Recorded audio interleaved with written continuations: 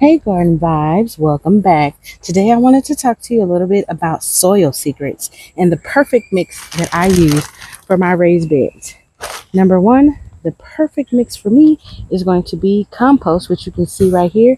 It's starting to rain. Am I going to stay out here?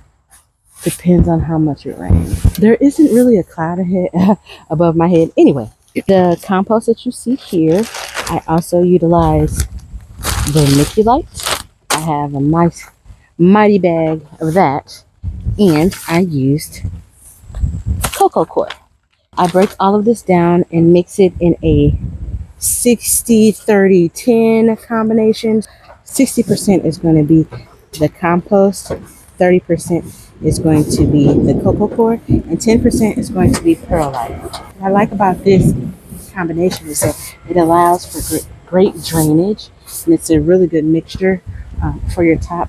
It's a really good mixture for your raised beds. That way you don't have to worry anything at all about your soil being too dense for your plants. So watch me mix it up.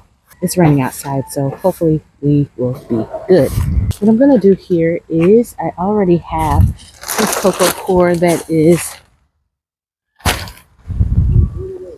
pre-mixed. Break it up and mix it in with your compost. You mix in your perlite, go from there. Here's my coco coir mix. I'm just going to dump this right here. That is one brick that I used of coco coir. I had some smaller bricks left over, so that's what that is.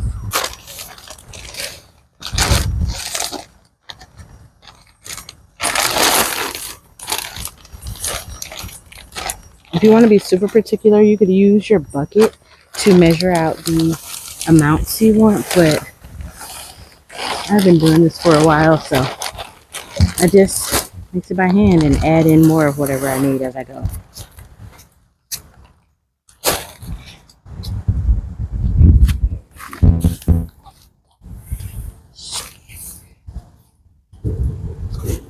And I just do a little bit of hand mixing.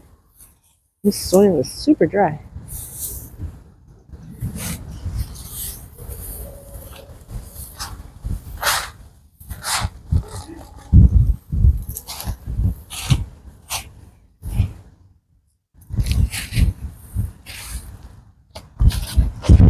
This compost is free compost that I get from the city.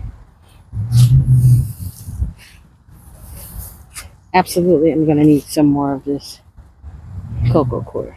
You can already see how it makes it nice and aerated. If you just put this compost in there, it is so dense when it's wet that it will suffocate your plant's roots.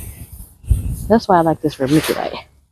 Helps hold moisture in and keep the soil nice and fluffy. And then I'm going to fill the bucket with it and move it over to be dumped into.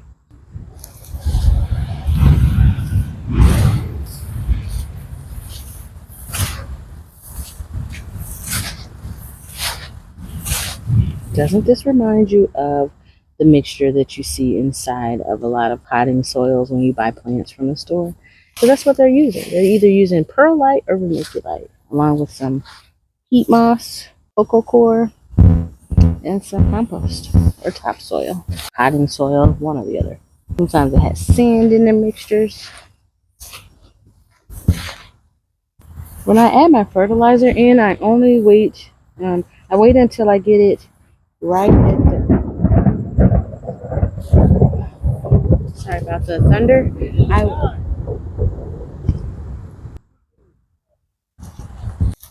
This is gonna have to do for now. So like I was saying, as far as my fertilizer goes, once I get this soil into my raised bed, I will then sprinkle the top with my fertilizer and then kind of hand mix it in like that. I don't need fertilizer throughout the soil, but I will water it in.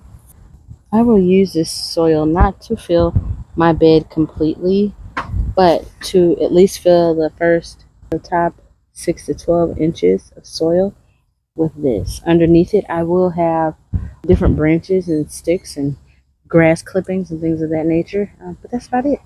I'm going to transfer this over to one of the raised beds.